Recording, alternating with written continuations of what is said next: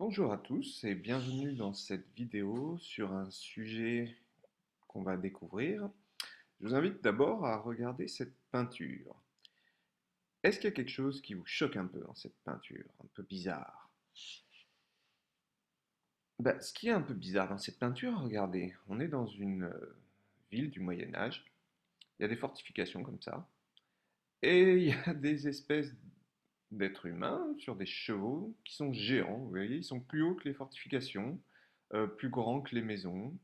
Euh, Il y a des maisons qui sont éloignées ici, qui sont plus grandes que les maisons qui sont au premier plan. Bref, ça choque un peu le regard. On va comparer avec une autre peinture. Vous êtes prêts? Et voilà.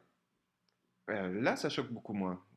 Ça paraît tout beaucoup plus logique. Les proportions sont beaucoup plus logiques. Vous voyez, les personnages éloignés sont plus petits que les personnages du premier plan. Et tout paraît se fondre dans le décor de manière plus naturelle. Et pourquoi ça? Parce qu'on a inventé quelque chose entre la première peinture et la deuxième peinture qui s'appelle la perspective.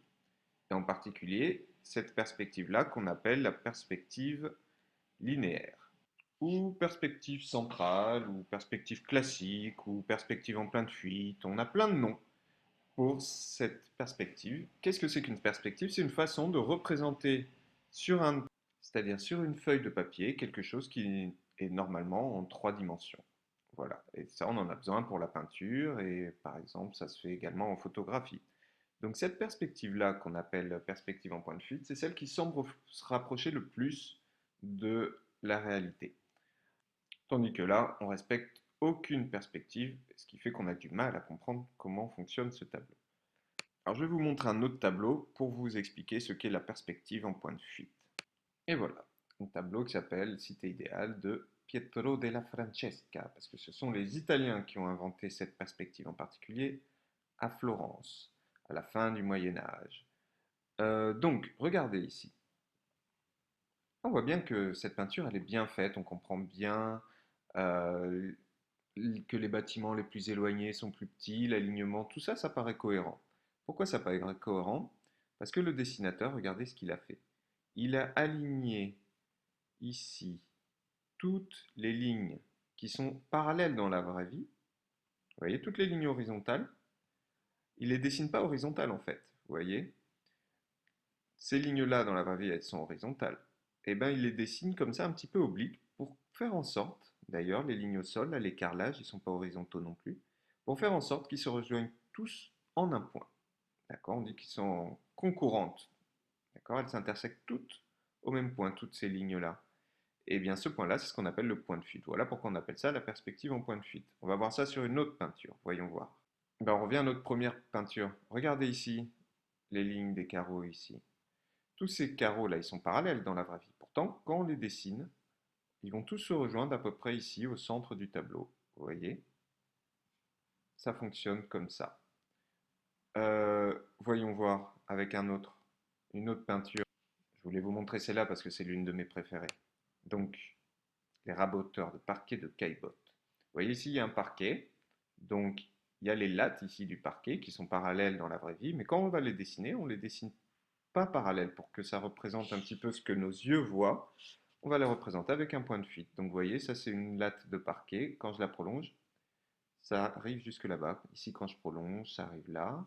Cette latte de parquet-là, quand je la prolonge, elle arrive là. Même ici, vous voyez les lignes du mur qui sont parallèles, qui sont toutes horizontales dans la vraie vie.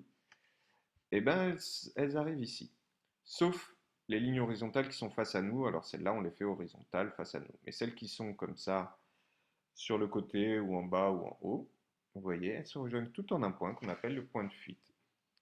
Et donc pour résumer ça dans une leçon, de tout temps, l'homme a voulu représenter le monde qui nous entoure sur une feuille de papier. C'est ce qu'on appelle la perspective, étant de restituer l'impression de profondeur et de relief donnée par la vision binoculaire. Puisque ça veut dire binoculaire avec nos yeux. Donc la première perspective dont on vient de parler, c'est celle avec un point de fuite. Vous voyez, là j'ai dessiné une simple pièce vue de l'extérieur, un pavé droit, et toutes les arêtes ici qui sont sur le côté, pas celles vues de face, d'accord? Toutes celles qui sont sur le côté, elles se rejoignent en un point de fuite. Là je dessine une pièce, la pièce elle est logique comme ça, vous voyez, il y a des carrelages, ici il y a les arêtes des murs, et ils vont tous se rejoindre ici au centre de la pièce.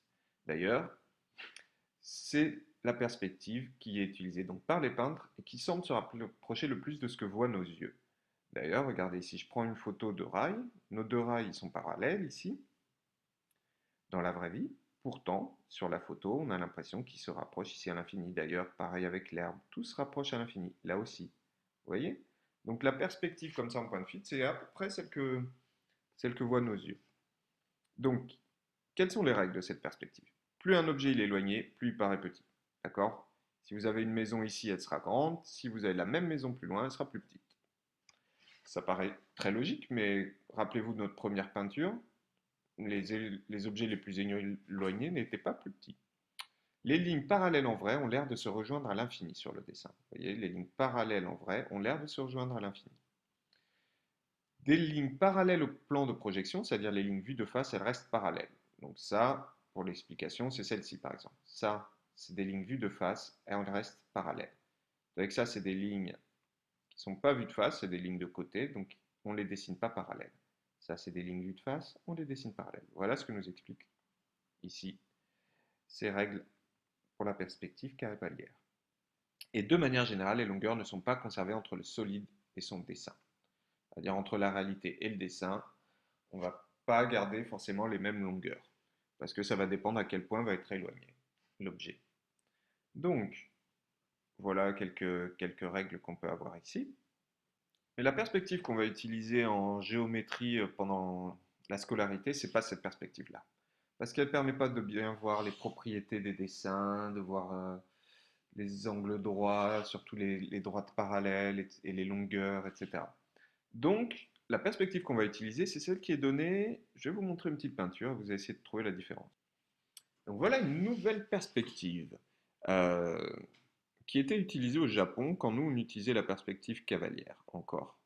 Donc, quelle est la différence ici? Est-ce que vous arrivez à la voir? Je mets pause et essayer de trouver la différence. Alors déjà, on peut voir que les personnages qui sont plus éloignés, ils ont l'air de faire la même taille que les personnages de devant. Donc il n'y a pas de différence de taille entre des personnages éloignés et des personnages proches. Et l'autre chose qu'on peut voir, c'est que les droites qui sont parallèles dans la vraie vie, on les dessine aussi parallèles. Vous voyez la différence? Je vous remontre un autre dessin. Hop, là, elles étaient parallèles dans la vraie vie, mais on les dessine avec un point de fuite. Celles-là, elles sont parallèles dans la vraie vie, on les dessine parallèles. Et bien ça, c'est ce qu'on va appeler la perspective cavalière. Et c'est celle-là qu'on va utiliser tout au long de la scolarité. Donc, on va établir quelques règles pour la perspective cavalière. Donc, retour à la leçon. Ça, c'est la perspective centrale avec un point de fuite. Vous voyez, là, je dessine un pavé droit. Regardez ce que va donner ce même pavé droit en perspective cavalière. Voilà. On a plutôt tendance à les dessiner comme ça, les cubes et les pavés droits, dans des leçons de géométrie pendant la scolarité. Parce que visuellement, pour des objets simples comme ça, c'est plus pratique. Donc, une petite introduction, on explique que la perspective centrale, c'est avec le point de fuite, c'est la plus réaliste, comme je vous l'ai déjà expliqué, mais que les architectes, les techniciens, les militaires n'utilisent pas souvent cette perspective centrale parce qu'ils veulent que certaines caractéristiques des formes de l'espace soient conservées dans les représentations planes. Que veut dire cette phrase? Ils veulent que les droites, par exemple, qui sont parallèles, restent parallèles. Ça, c'est une caractéristique. Le parallélisme, ils veulent que ça soit conservé sur le dessin pour bien comprendre que c'est parallèle dans la vraie vie. Donc, c'est ce qui est expliqué ici, les parallèles doivent rester parallèles. Voici quelques représentations de cubes. En l'occurrence, ça, c'est plutôt des pavés droits. Donc, la figure est dessinée sur un plan situé face à l'utilisateur. Vous voyez, on dessine sur un plan vu de face. Les faces frontales restent carrées. Vous voyez, ce sont des cubes. Ceux qu'on représente de face, ça reste des carrés. Parce que sur des cubes, il y a des carrés à chaque fois. N'est-ce pas? Toutes les faces sont des carrés. Les autres faces, c'est des parallélogrammes. Vous voyez, quand vous dessinez, ici, c'est un parallélogramme. En vrai, c'est un carré, mais dessiné, c'est un parallélogramme. Et donc ici, vous voyez que ce qu'on va appeler les fuyantes, celles qui fuient vers l'horizon, vers le lointain, quand avant elles étaient dessinées, vous voyez, les fuyantes ici, elles se rejoignaient toutes en un point, point de fuite. Là, les fuyantes, celles qui fuient vers le lointain, elles sont parallèles. Donc il faut faire la différence entre celles qui sont dessinées face à nous, là, qui sont horizontales ou verticales, et les fuyantes qui fuient vers le lointain. Alors ici, ça ce ne sont pas des cubes, hein, ça ce sont des pavés droits. Mais ces deux-là, ça peut être des cubes. Qu'est-ce qu'on remarque? Dans la réalité, un cube, on va prendre celui-là, celui qui me paraît être le plus lisible. Dans la réalité, un cube, toutes les arêtes font la même taille. Pourtant, vous voyez, ici, quand je dessine les fuyantes, c'est-à-dire celles qui vont vers le lointain, je les dessine plus petites. Donc voilà une des caractéristiques de la perspective cavalière. Celles qui sont représentées de face, ici, sur le plan de face, elles gardent leur bonne taille. Vous voyez, qu'elles soient devant ou derrière d'ailleurs. Vous voyez, ici, cette face-là, elle est plus éloignée que la face de devant, mais elle fait la même taille. C'est l'une des caractéristiques de la perspective cavalière. Regardez ici la perspective en point de fuite. Cette face-là, en vrai, elle fait la même taille que celle-là, mais on la représente plus petite. Et comme ça, les fuyantes, elles se coupent toutes en un point qu'on appelle le point de fuite. Et ça permet de mieux voir, effectivement, la profondeur. Mais pas dans la perspective cavalière. Si la face, elle est plus loin, si les arêtes, elles sont plus éloignées, elles font quand même la même longueur que les arêtes de devant quand elles sont vues de face. D'accord? Donc, ça, c'est une des caractéristiques. L'autre caractéristique, c'est du coup que les fuyantes vont être dessinées plus petites que celles vues de face, même si elles font la même longueur. Et une des dernières caractéristiques, c'est pour ça que celle-là, c'est plus rare que ce soit dessiné comme ça, c'est que celles qu'on ne voit pas, qui sont invisibles à l'œil nu, sont dessinées en pointillés. Vous voyez ici, celles-là, elles sont cachées, on les dessine en pointillés, mais on les dessine quand même. Et une dernière caractéristique qui est très utile et pratique dans la perspective cavalière, c'est ce qu'on appelle la conservation des milieux. Par exemple, bon, la photo est un peu floue, mais vous voyez le chemin qui va d'ici à là-bas, on va dire que ça fait 200, 300 mètres. Il est où le milieu de ce chemin? Il est à peu près là-bas, il est ici le milieu.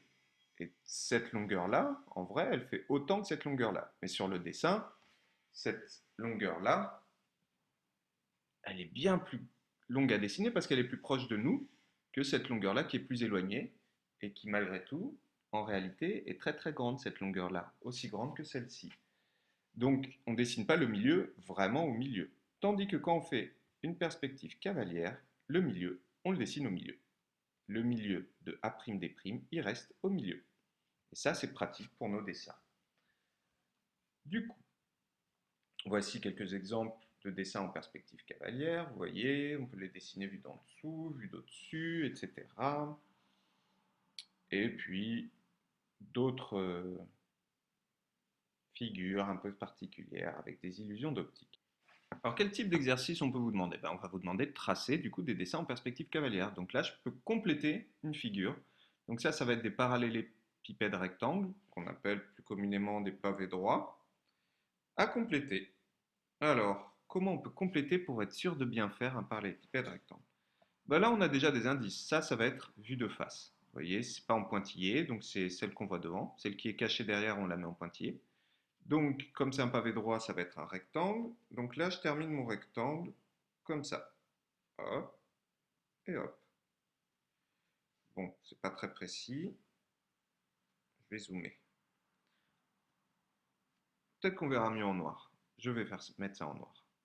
Bon, je l'ai mis en bleu marine, comme ça on voit la différence entre le dessin d'origine et ce que moi j'ai rajouté. Donc vous voyez, j'ai celle vue de face. Maintenant, qu'est-ce qu'on peut faire? On peut faire par exemple celle de derrière. Celle de derrière, elle va faire la même taille que celle vue de face. Ça va être un rectangle aussi. Il va juste falloir essayer de ne pas se tromper sur ce qu'il faut dessiner en pointillé et ce qu'il faut dessiner en trait plein. Oups, est-ce que je ne suis pas allé un peu loin? Voyons, il me faut 5 carreaux comme devant. Ils vont tous faire 6 carreaux, pardon. 1, 2, 3, 4, 5, 6. Donc jusque là.